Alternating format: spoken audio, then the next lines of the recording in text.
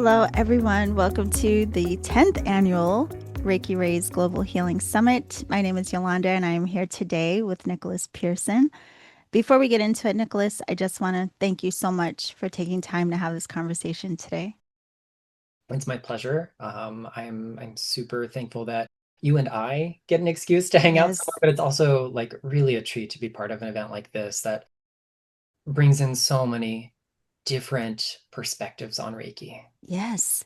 And that it's 10 years. That is wild to me. I think, the Reiki Rays team and Maria, incredible, 10 years going.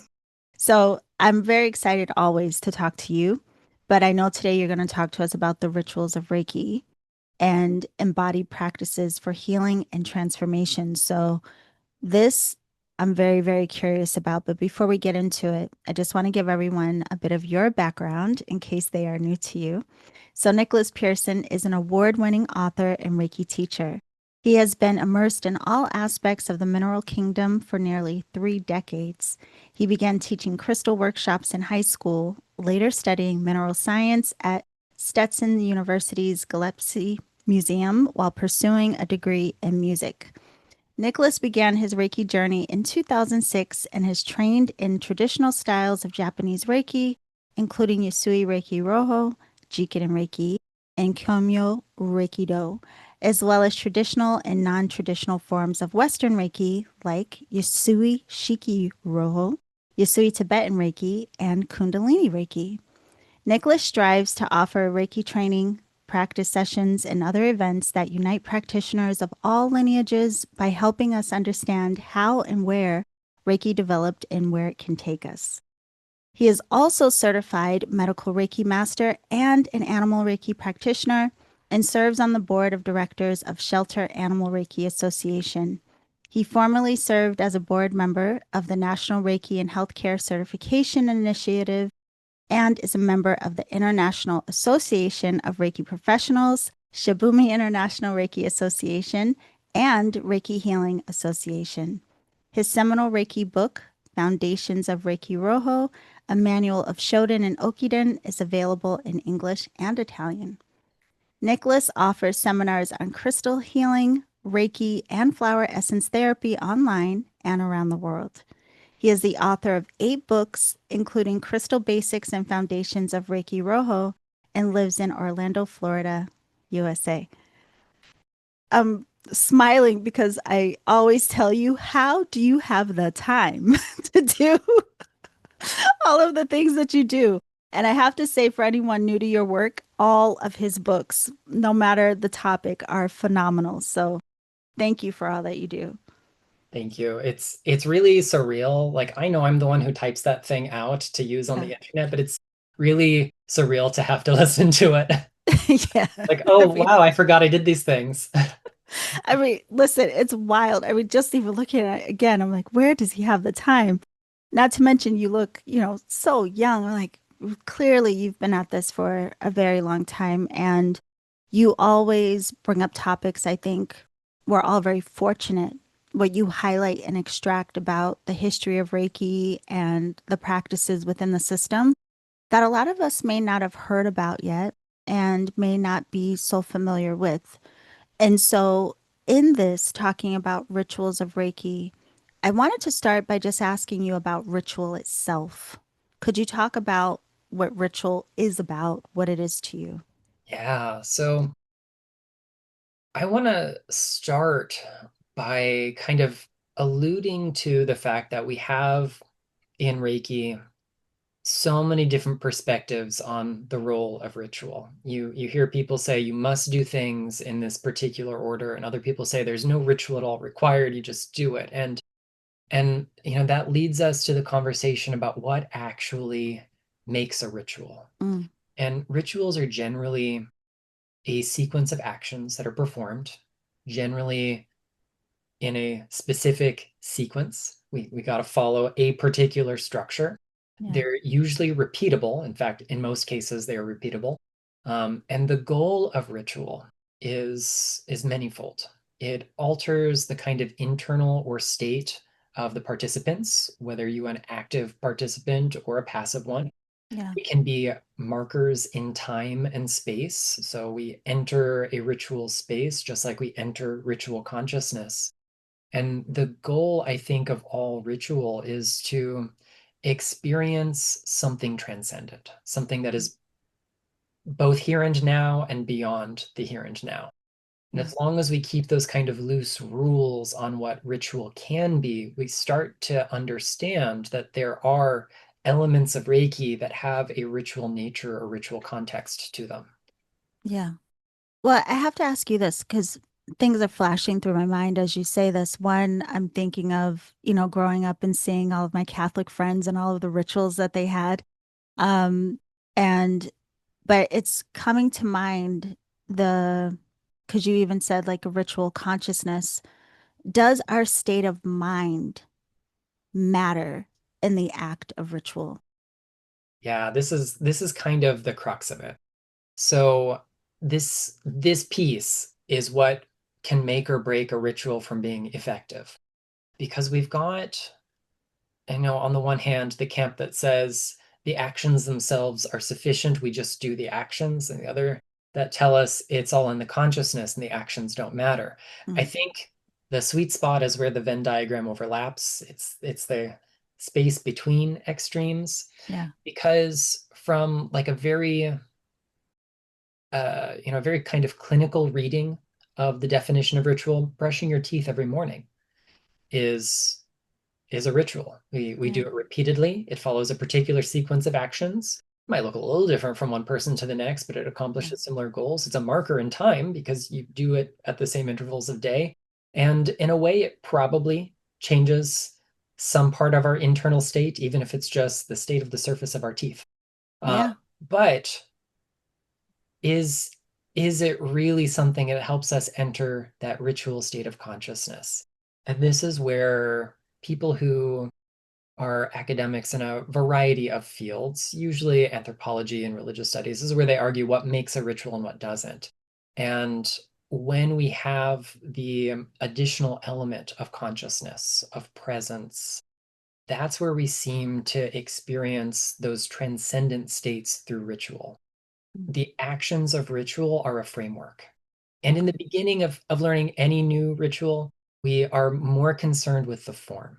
Am I saying the words correctly? Am I placing my hands correctly? Am I speaking at the right time and being silent at the right time? Am I, is the technique adequate? And this is, I think, an essential part of how we learn anything. And if we think about Reiki in terms of that ritual context, how many of us in and shortly after, maybe for a long time, after our Reiki 1 class, go, okay, I have to do this, and then I have to lay my hands, and then I have to make sure that I'm moving my hands to the right place, and oh, did I do that right? And it's the same series of questions and same kind of open feelings that we're concerned with that take us out of the present moment.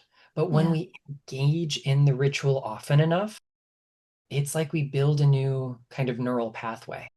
We we shorten the temporal distance between ordinary consciousness and that elevated state of consciousness that ritual aims, because eventually you get to a place you just lay your hands and surrender, and you're in that Reiki space. You're in the frame of mind associated with Reiki itself.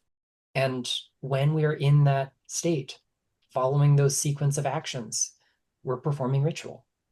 Yes. Okay.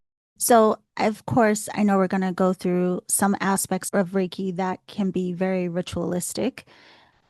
But, as you're saying this, it's making me think of when we try so hard, we want to get things right. And we're so analytical and heady that we don't allow ourselves to almost be, the only word I can think of is like hypnotized almost in some way, and just naturally like come into a coherence with the energy itself and start to flow and just you become one with the process of whatever you're doing. And I know a lot of people will meditate prior to doing different aspects of practice within the system. So, could you give us an example of what we do in Reiki that can be very ritualistic? I think the like most obvious one that we're going to get no disagreement about is the ritual of initiation. Mm, Whether we call that an attunement, an empowerment, a placement, an ignition, reiju, a transmission. I mean, pick your word for it. yeah, But it is a ritual experience, and it is a prescribed set of activities. It might look different in this lineage than that lineage, but they probably still have a fair bit in common.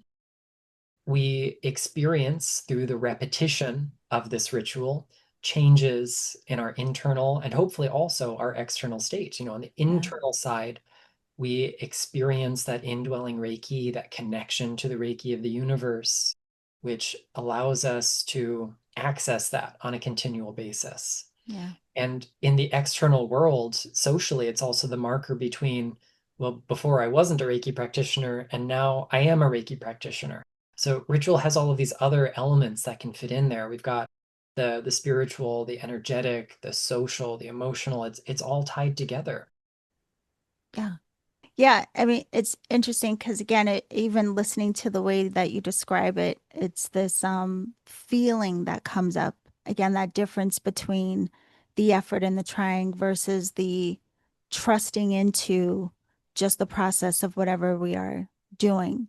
And so I just want to ask you from your own personal practice. I mean, you mentioned a moment ago the laying of hands. Where did you know, or was it always a ritual just of the laying of hands for you, or what could make it feel more ritualistic? And even what would be the benefit? Yeah, so let's talk about this benefit of ritual in general. Hmm. I think there is an innate human need for ritual in our Yeah, lives. We mostly, as human beings, we tend to benefit from a certain amount of structure in our life. Sometimes we fight against it, but it's still good for us. And what ritual can do, particularly in a practice like Reiki, is it gives us a framework, a structure that we can learn from, that we can adapt to, that we can lean on yeah, until we start to internalize it. The magic of ritual is to view it as embodied practice, which starts with practice. It right, starts external. I have to learn a new thing. So in Reiki 1, I receive initiation. I learn a set of techniques, which includes but is not limited to a way of laying the hands on the body or off the body, depending on one's form of practice. And in performing self treatment, hopefully at regular intervals. I would like to say that immediately after a Reiki class, we're all super motivated and perform self treatment every day for at least 21 days, right? Like yeah, yeah, we're informed we should. And through the regularity, through the repetition, through the frequency of that, we start to internalize the practice. The external tool, I must follow this sequence or do this thing in this order, starts to become part of us. And this to me, I think, underscores something that I think is a little bit debated in some schools of Reiki, and that is the centrality of our body. mm, Without a body, there is no Reiki practice. yeah, Reiki, the phenomenon, exists in all things in the universe. According to the founder, Usui Mikao, he tells us this in some of his early writings. So for Reiki to exist does not require a body, but for Reiki Ryo, Reiki, the healing system, to exist, we have to be in body. If I don't have yeah, a physical form, I can't very well register for a class anyway. right, Um, so that's not to say that our practice is limited by our bodies. That is not the point I'm trying to make here, but yeah, think about like the formal title of the name of the system of Reiki in Japanese is Shinshin Kaizen Usui Reiki Ryoho, which means the Usui Reiki healing method or the Usui therapy for healing heart, mind, and body. And the fact that we have these two things following that order right beside each other, creating a compound word that means more or less mind and body in Japanese, shinshin, um, tells us that there is a relationship between the spiritual and the material parts of us. And ritual is a means of expressing this relationship. We need both mind and body to perform ritual. We need both, we'll say, spirit and form to perform ritual. And when we approach something like hands-on healing in this ritual space, it becomes a dialogue between my body that is performing the actions Yeah. and the real me, which is beyond my body, experiencing these actions.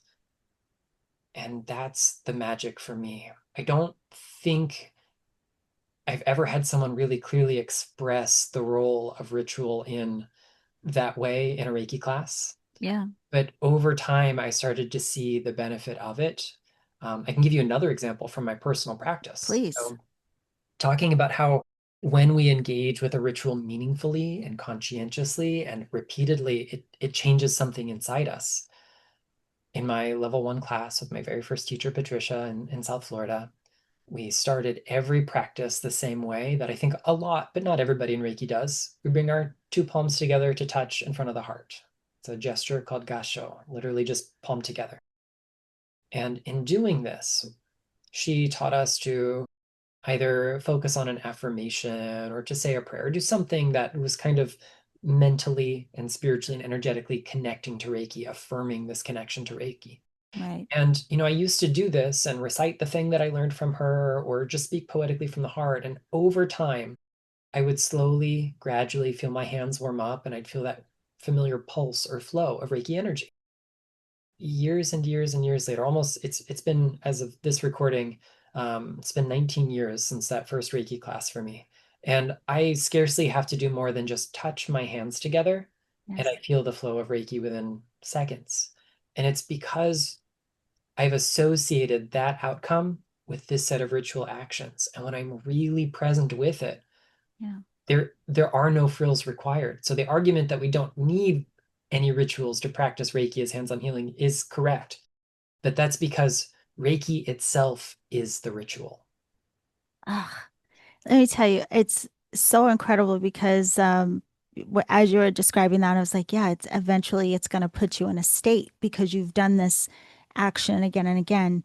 And what comes to mind is the ritual of meditation for me, because that even precedes my, Reiki practice.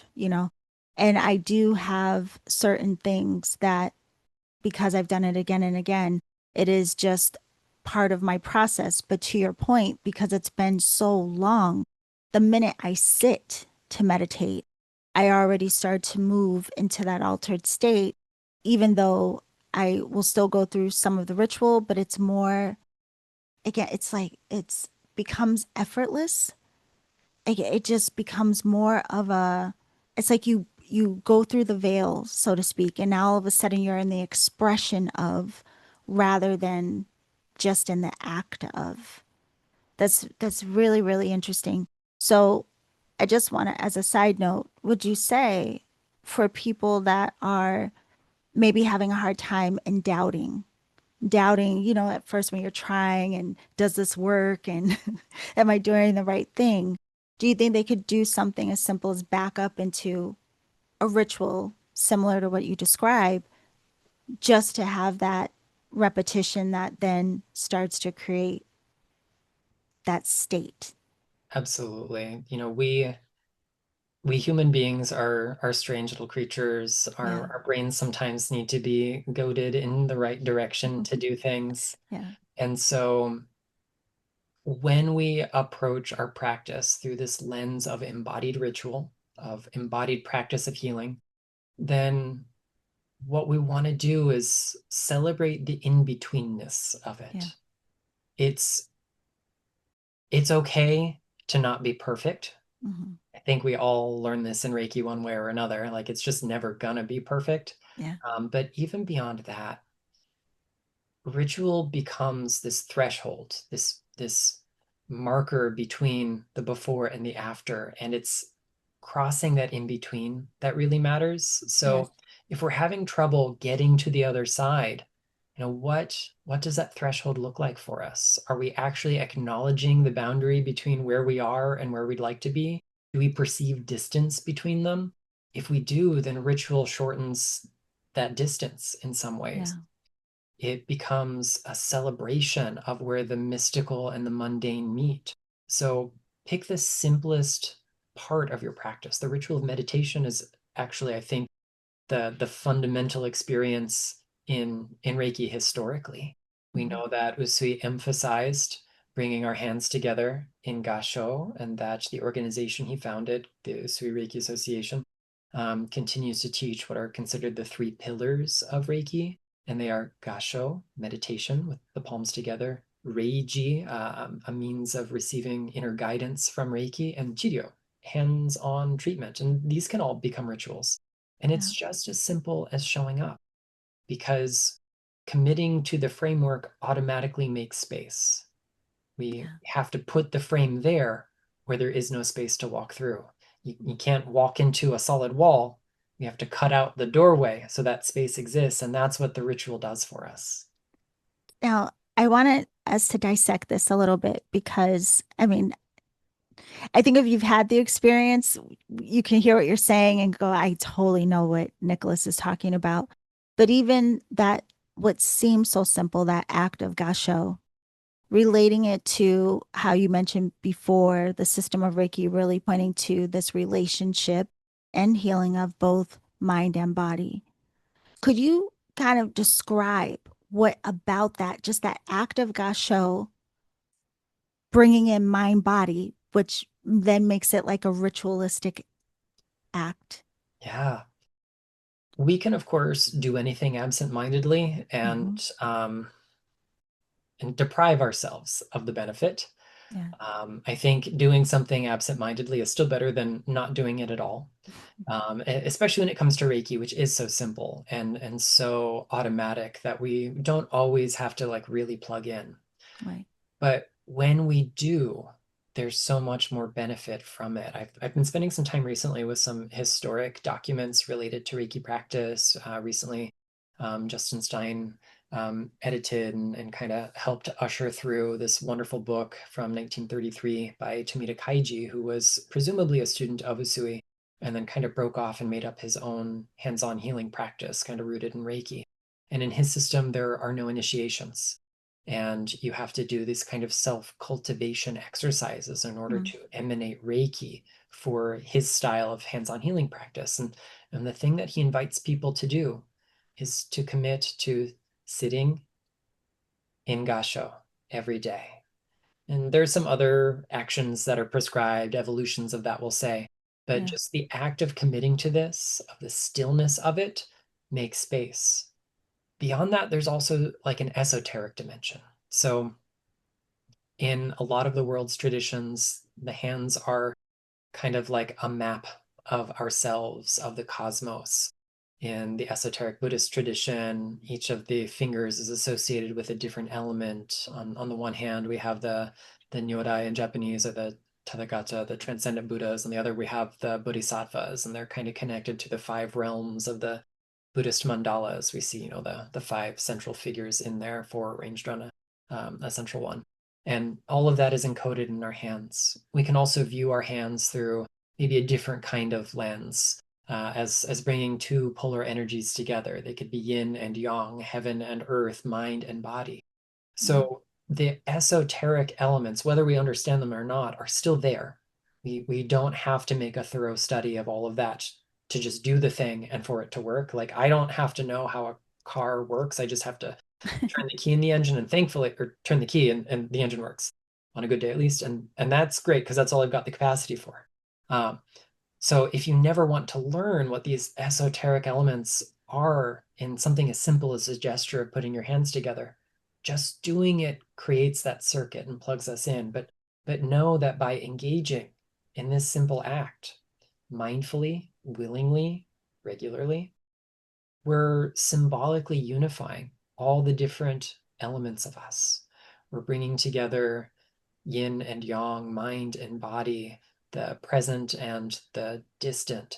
All of that is anchored in this moment. And I think that's also why it is a recurring theme in many lineages of Reiki that we start and often end practices this way. It's certainly not universal, but it is a really common thing to see people do, whether we're starting a meditation practice or we're chanting the five precepts, or we just want to kind of bring our head together before laying on hands. Mm. It serves as kind of bookmark. It is, again, that threshold that takes us from the ordinary space and into the extraordinary space of Reiki, from the mundane into the mystical. Yes. And it's interesting, watching you while listening to you describe that is like I can feel what you're doing by just witnessing you do it. And it brings to mind again that connection, our mind, our direction of mind. And hopefully people will experiment and try this out for themselves. Even with the beautiful example you had of thinking of like yin and yang or two opposites coming together, but doing it, as you say, mindfully, like not just slapping together, but like taking your time and really having that in the awareness. How much does your breath, does that help you kind of slip into that state? So from this initial gesture, the first ritual we're probably all taught for the most part in Reiki. Hmm. There are so many directions that can go in, so many ways that that ties into other practices. So, for example, uh, in traditional practices in Japan, we see a series of exercises or meditations that are called Hatsureiho, the methods for radiating Reiki or the methods for cultivating Reiki. Translate that a few different ways. But these are often exercises that focus on the breath. So they might be performed in the same gesture or not, depending on the exact lineage. And when we perform this simple action and we bring our bodily awareness to something meaningful, maybe that is following the breath all the way down into our belly, the lower tanden or the lower energy center that Hawaii Takata used to call the motor or the battery of our body. Yeah. Maybe it is through the simple act of trying to, as Tomita puts it in his book from 1933, to bring your kokoro, your heart mind, into the tanden. It doesn't really give us much information about what to do with the breath, but the goal is to bring our heart mind into that space that is very physical. Yeah. Some traditions regard it as like the earth key or the earth energy zone of our body. It's about embodiment. Mhm. So bringing that awareness there is helpful. The breath is a really important tool for me, but other people might find other tools that work. It might be visualization. It might be complete and utter surrender, just letting go. And that is also, I think, an important part of ritual. Yes. Well, also knowing a bit of your background, what's coming to mind is one, just you saying this and framing this way, thinking about Reiki, the practice or the practices within the system as ritual, already that kind of sets us up for entering the state of practice with a different type of intentionality. But you've spent quite a bit of time in Japan. You also did some of your training over there. And what's coming to mind is, you hear about the flower arranging or the tea ceremonies and all of these different actions that all sound very ritualistic in nature. Could you talk a little bit about that tie-in and like culturally how that may feed into this being a part of our practice? Yeah, the joke that is made among many tourists from so-called Western countries visiting Japan is that you can't even get bad service in a McDonald's. I mean, go to the drive-through here in America, and it's not a life-changing experience. I remember getting like fast food once or twice, and like I couldn't even throw my own trash away because like someone was there to so respectfully take my tray from me by the time I'd finished, by the time my body language said that I was done. Right. So, there is this kind of structure in the social strata that Hmm. enables ritual. And I think it boils down to the difference between doing something as a means to an ends. I can put flowers in a vase because they're pretty and I want them in my space. Yeah. Or I can practice the art of ikebana or flower arranging as the end unto itself. It is the act of being so present with those flowers and that receptacle and the other tools that I need and the water to create something that is dynamic and dramatic. It's the same with calligraphy. I can Hmm. just write a note, and writing is a vehicle for something else. But in shodo, literally the way of writing, the way of calligraphy, the the brush rather becomes an extension of me, of my breath, of my energy. It is a dance between the paper, the brush, and the me. And you start to forget, am I writing the letters or are the letters writing me? Mm. And that, I think, translates also very well to the system of Reiki. We can practice any of these disparate elements as a means unto an end. Gasho is something we do because it marks the start or end of a practice. Laying on of hands is something we do because we want to be healthy. Initiation is a technique practice so we can become a certified practitioner. Right. We can get the piece of paper, but when we practice rituals as means unto themselves, they reveal something about the nature of Reiki, something about the nature of the universe, of the soul. They become these little doorways to having transcendent moments. And it makes a lot of sense that in Meiji and Taisho era Japan, when these practices like Reiki were exploding on the scene, they felt very natural, very comfortable for the average Japanese person to engage with because they had a certain amount of ritual already present in their lives. Right. I think the benefit for those of us who aren't growing up in the early 1900s Japan Yeah. is that we probably need a little bit more ritual in our lives. And if we can allow Reiki, which requires no real effort to learn, it's not complicated. It's so simple. A child can do it, and Hmm. regularly they do. Right. Um, when we allow something so simple to open the door to profound experience, it becomes this great equalizer. In Reiki, we are all the same. The same energy exits my hands as anyone else's after that initiation, after that connection is in place. And so we also therefore have the same potential. And that's the beauty of seeing the humanity behind our practice. And we want to put people like Usui Sensei and Hayashi Sensei and Takata Sensei on pedestals. I even do so just by referring to them with that honorific title. And I can't Yeah. help myself. But they were human first and foremost. Usui's life story was full of ups and downs, quite a lot of downs, in fact. And yet, Reiki became this beautiful expression in his life, came through when he was probably quite destitute. And with great ease, he could transmit it to others, no matter their life circumstances. So when we encounter Reiki, it gives us the same potential everyone else has got. I'm not special in any way. I am equally as human. So if we want the rituals of Reiki to become transcendent experiences, we just have to let them. And it's the allowing part that I think is so difficult. But in expressing it this way, there are so many benefits. There's obviously like the practical elements that we're talking about, but there are other implications that are hidden in these little rituals. There are windows into Reiki history, evidence of its continuous growth. The way I have learned to give initiation probably has not a whole lot in common with the way Hayashi practiced it or Takata practiced it, at least earlier in her career. And yet it amounts to the same outcome. Yeah. The outer form of the ritual matters less than its inner esoteric workings. And by exploring this common thread, we start to see that no matter what the external form of our practice looks like, whether we are practicing Jikiden Reiki or Lightarian Reiki or Blue Star Reiki or Usui Shiki Ryoho or whatever it is, they all are branches on the same family tree.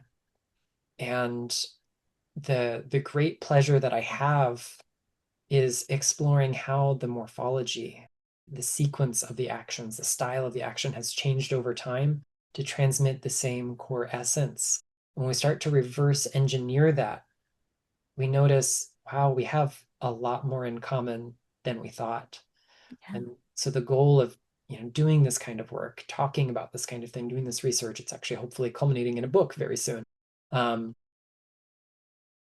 it just astonishes me over and over again that practitioners from different places, different periods in history, different styles of Reiki, different cultural backgrounds arrive at similar rituals, either similar in structure or similar in symbolism. that they didn't communicate with one another directly tells me something really important about this process. And that's Reiki is the real teacher. So Yes. if we doubt, to kind of bring it back to the question, if we're unsure, it's all coming from Reiki. If we're living in that really surrendered space, even if it's just for a moment at a time during our practice, that's when we get that transcendent benefit from ritual. Wow. Listen, Nicholas, now even your title makes so much more sense. I mean, listening to you, what was echoing in my mind is like, wow, the ritual really is the embodiment, or it leads us to that. But I also love what you highlighted because it was coming to mind where Reiki would have been naturally ritualistic, coming from a culture that is already so seeped in mindfulness. But then for many of us who didn't grow up in that way, it does the reverse where we come into these very ritualistic practices and then it helps us to be mindful in every area of our life. So it's really interesting too, you know, it sounds like there's like almost this evolution of sorts within the ritual, like the ritual, the external, the practiced piece of it is the key to unlock the door. But the more, because you use the word surrender as well, the more we surrender into the ritual, the more then we get the, you know how they'll say the wisdom is hidden in plain sight, or there are lots of philosophies and teachings that people could read the books, but it would only be understood by the initiated, so to speak. It's bringing all of that to mind and how valuable it is that to be in our practice to crack open the things that we wouldn't understand otherwise. Yeah, I mean, you've really hit the nail on the head there. If if we practice anything from this state of a sincere heart, which we might call magokoro in Japanese, sincere heart. It was a phrase that the Meiji Emperor used in a fair bit of his poetry. Um, that sincere, mindful starting point turns anything we do into a ritual. Mm, The washing up after a meal, the brushing of our teeth, the commute to work, the folding of laundry, the initiation of new students, the yeah, hands-on healing of our practice. Like it all becomes a ritual. And some of these things are, like you said, hidden in plain sight, and sometimes they're not. We've got things that are obviously rituals in yeah, some lineages, like initiation, like Gasho meditation, like the recitation of the five precepts. I start and end a lot of days, certainly not all of them, but I yeah, like to make that a part of my regular practice of saying those things out loud, and it becomes a ritual act. But there are so many other ways that we can experience the ritual context, whether we're Reiki practitioners or not. I think it is something that we as human beings crave because it reminds us how much more there is to our experience. Ritual is a tool for embodiment, but that's not to limit us to our bodies, but to allow our mhm. bodies to be doorways to the numinous. Yes. Oh, wow. You bring up this image as well, and I want to make sure that we do touch on it because no matter the lineage, most of us learn the Reiki precepts or the Gokai. And just even thinking of that as an act of ritual, I remember many years ago, I had a teacher who, prior to doing sessions, she would always Gasho and recite the Gokai, like getting herself in a state of mind, a state of intention before laying the hands. And so I just wanted to know if you could talk a bit about that, like that tie in with word and repetition, mantra, how that plays into ritual as well. Yeah, this reminds me a little bit of a Buddhist teaching that we see in Japanese esoteric Buddhism called Sanmitsu, like three mysteries. Hmm. And the three mysteries relate to the body, the mind, and speech. So the body is very material. It exists in the world of form, the relative universe. It has a lot of limitations. It's fun until it isn't. And and the mind, on the other hand, is really nebulous. You literally can't reach out and touch it directly. It's hard to do very much with it except tangentially. We have to use other vehicles. Now, speech is sort of halfway between the two. We use both our bodies and our minds working in unison, in concert, to create word, to create speech. My physical vocal cords are vibrating, my physical lungs are expelling air at a particular rate. And, the percussive nature of my teeth and lips and tongues, all of that is involved in speech, but it's led by my mind. Yes. So sound is such a primordial activator of this inner knowing, this humanness that drives us. And when we have recitation in our lives, when we can fall back on a script that hopefully becomes second nature, then we can use it in a very different kind of way. So it is super easy to like learn how to say the Gokai and just sit there. It's the same problem we've already discussed. Okay, I said it. I'm going to go about my life.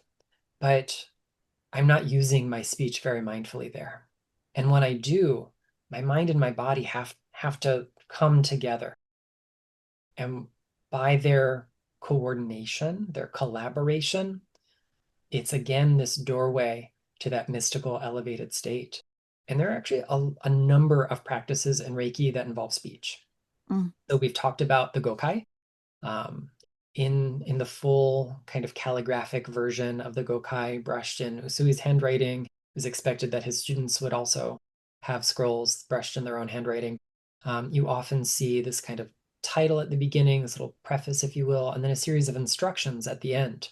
And the instructions are actually ritual directions. It explicitly tells us in the handwritten version of the Gokai, Asayu Gasho shite, morning and evening, put your hands in Gasho. Kokoro ni nenji, hold these in your heart, place them in your mind. Kuchi ni tonayo, chant them out loud. And there's the exoteric, the external reading of this that says, I should do this thing in the morning and I should do this thing in the evening. Mm. And when we do that, we create these bookends on our day that hopefully is a doorway to that transcendent experience. But I think there's also an esoteric reading here that is really poignant, even if it's not historical or grammatically correct to think of it this way. We can consider asa yu, morning, evening, almost as if they're a compound word. Mm. And when we treat them that way, it's not just do this once in the morning and do this once again in the evening. It becomes from morning to evening, bear these things in your heart. Right. From morning to evening, um, live your life as if it is in Gasho. From morning to evening, let every action you undertake be a means of sharing the Gokai. And this reminds me of a quote I always butcher from St. Francis of Assisi, but the gist of the quote, he says something to the effect of, go into the world and preach the gospel, but When only if necessary. necessary, use words. Yes. So morning and evening, yes, say these words out loud, but from the time you wake up to the time you go to bed, let every action be a manifestation of the Gokai.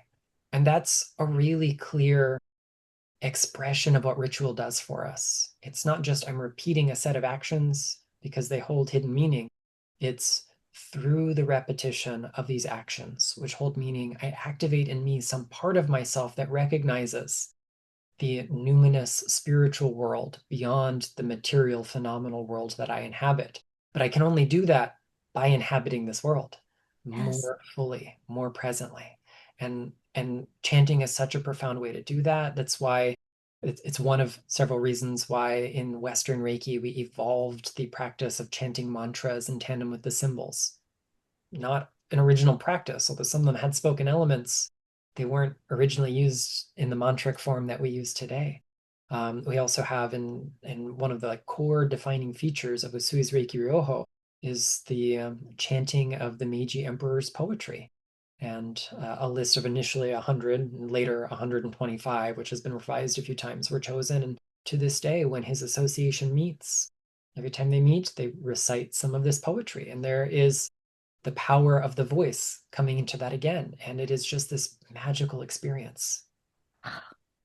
This is why I love talking to you, Nicholas. Okay, so a couple of things. One, When you were describing speech, I hope you listened to this interview of yourself. That in of itself sounded like a poem. We'll just start there. But also, when I do go into Gasho, I have always, I don't know why, but I always think of this unification, like transcending duality. That's really the gist of it. But as you were describing, and you referred to one hand as mind and the other as body, and I was like, of course. So now I want to play with that direction of mind in coming into Gasho. But oh, and that quote by Saint Francis of Assisi is one of my favorites, actually. But I wanted to ask you about this too, because everything that you're saying with this ritual and also the embodiment of our practice, you keep saying again and again, even without saying it, the importance of mindfulness. And so I wanted to ask you about that as well for maybe someone who hasn't had the experience, even coming down to chanting. There's a very different experience. Just like you said, there's something different between just throwing your hands together versus being mindful in the action. I was blown away when I was taught later to direct my mind to the Lower Dandian and chant from there, like almost like my voice coming from there, versus even though I thought I was concentrating and being mindful, it was a very different experience than chanting from the lower aspect of our being and, very much incorporating the breath. So I wanted to ask you about that. Have you noticed in your personal practice that that element of mindfulness, could you talk about how it really enhances something you're already doing? Yeah, this is the name of the game. Mindfulness is, one of those terms that I think gets used so much, it starts to lose meaning. Yeah. Our kind of modern secular practices of mindfulness are derived from Buddhist techniques, and they are intentionally secularized to be accessible to people of all backgrounds. We have a lot of mindfulness-based interventions that are used in the modern medical fields, whether it is our emotional, psychological well-being, or even our physical well-being. There are these mindful-based approaches that are revolutionary. So mindfulness doesn't have to require a mystical mantra, a secret arcane teaching, a special initiation ritual. Mindfulness is just being really present. Mhm. There's It's too easy to complicate this. And that can also be said of the rituals in the system of Reiki, which is why we do have some traditionalists out there who are like, oh no, there are no rituals required to practice Reiki. And then they proceed to practice rituals themselves. Yeah. But they're so simple, and there's an elegance in that simplicity. So if we are new to the idea of mindfulness, it is helpful to have something that you can bring your awareness to, because that's what being mindful is. In traditional meditative pursuits of, we'll say, a kind of Buddhist inflected flavor, we have practices that are just about being present. There are practices that have a singular point of focus. Mhm. It could be a mantra, it could be a yantra, a visual device, it could be a gesture like a mudra.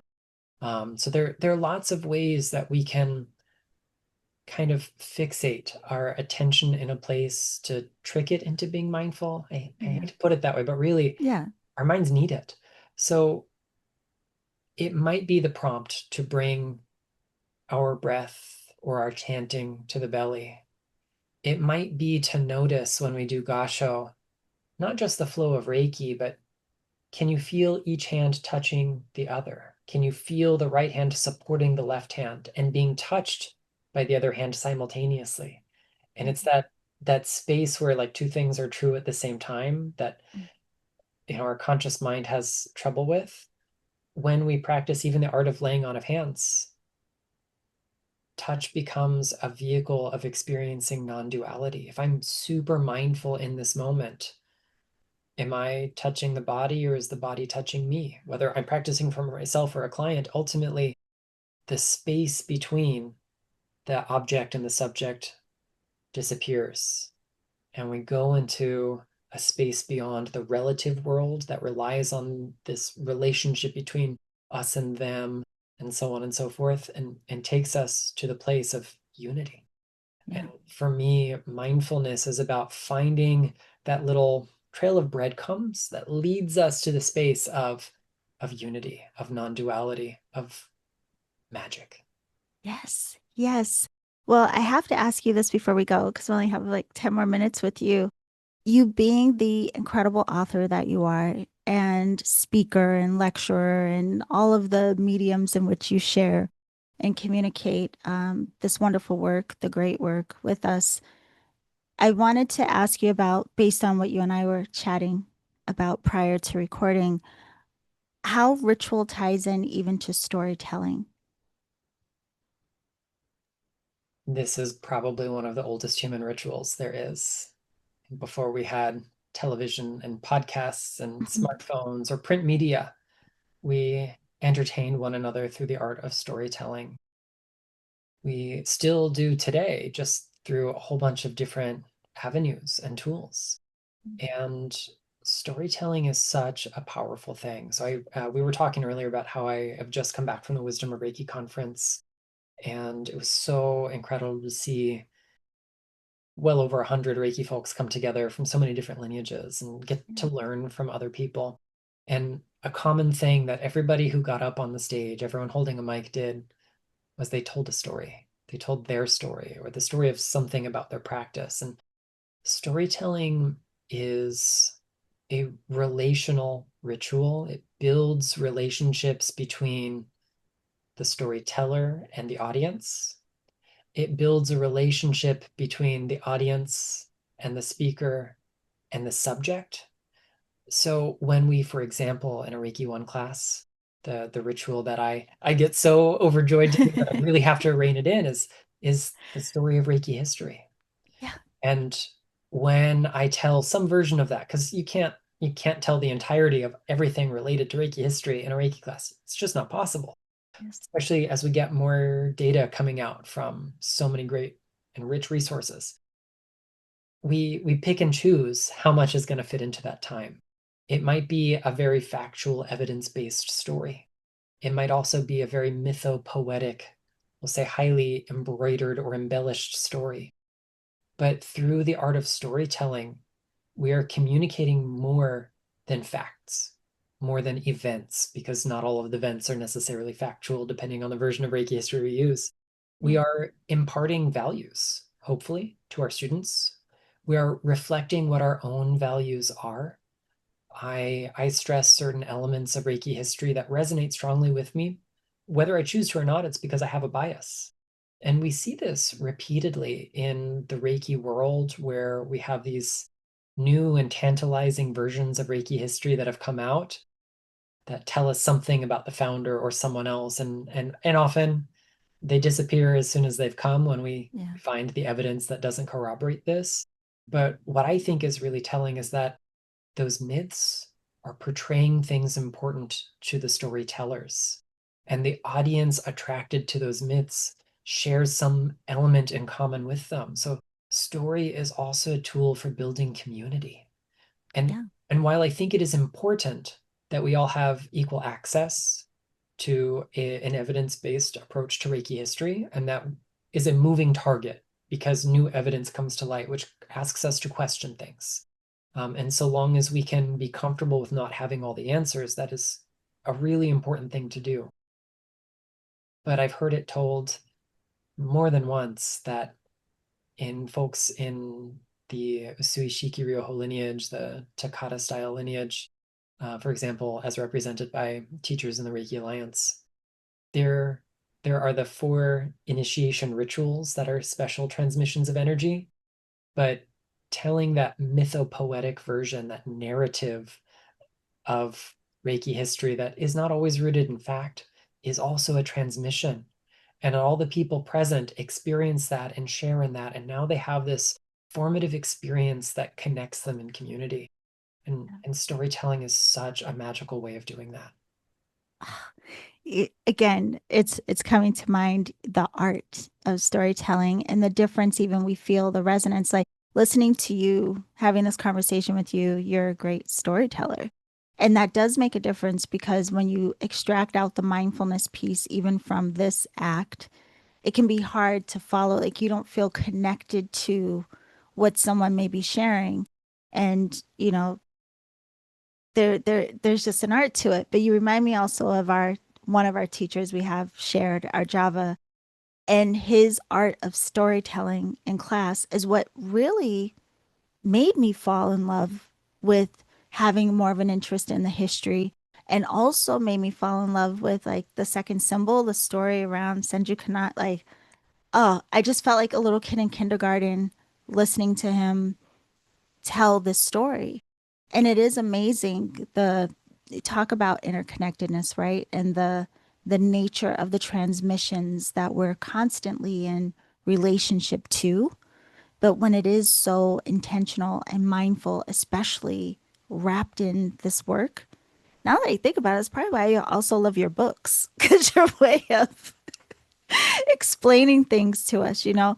But that is wow, you've given so much food for thought today, Nicholas. And I just want to make sure before we go, is there any other point around this, with ritual and embodiment that you would like for us to consider? I think I'd love to end with just reminding people to give themselves permission. Yeah. Don't don't worry too hard about getting your rituals perfect. Don't let perfect be the enemy of good. Hmm. Yes, there are things we strive for. For example, writing the symbols legibly so we can internalize that and teach it to the next generation of people and become Reiki teachers. That is a useful thing. Yeah. But we shouldn't be so afraid of getting the ritual act of writing this diagram, of chanting this mantra, of doing this initiation ceremony. That the fear of getting it wrong shouldn't hold us back from being mindful, because my own experience, that of my peers, we see it repeated in Reiki books over and over again. If Reiki is the real teacher here, if Reiki is the real guide, my actions don't really matter so Mm. long as I surrender to Reiki. And the same is true for all of us. So when we give ourselves permission to embody Reiki, we become the ritual. And yes, do things as tradition suggests or demands, depending on what your lineage looks like, but also trust in the process. Yeah. And I think it can be helpful a lot of times for us as well. Sometimes when we're kind of questioning to have, guided experiences that kind of help us stop thinking and just follow along in the experience of almost like training wheels in a way. And I know that you provide so much incredible content. So just curious, the last thing I'll ask you, I won't keep you all day.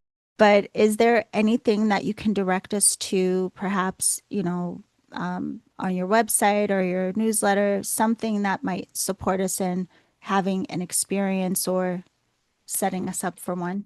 Sure. I think the easiest resource that's out there, that I try to provide for people, is my online Reiki share. Um, Yes. Everyone from all walks of life, Reiki trained or not, are welcome. And this year, I actually started framing it so every month I'm picking a different ritual element of Reiki to focus on, in part because it's nice to have a structure. Again, coming back to that, we humans benefit from that. And two, as I engage with this work, this research, the writing behind it, in real time, having the goal in mind of talking about this topic also means that I'll commit to learning and integrating and embodying the topic so I can transmit it. So secretly, I've turned my online Reiki shares into like an accountability tool as Yeah. I work on a manuscript on this subject. Ah, perfect. So if you can please make sure we have the link so we can provide it for everyone just underneath this conversation. There will be all of the ways to connect with Nicholas Pearson. Really, I'm telling you, check out his books on every topic that he writes about, but also the link so that we can join you in the monthly online Reiki shares and have direct experience with these practices. As always, it's a pleasure speaking to you, and thank you so much for all that you do to help us go deeper into our learning and practices as well. Thank you so much, Yolanda. It's been a pleasure. And we will see all of you very soon.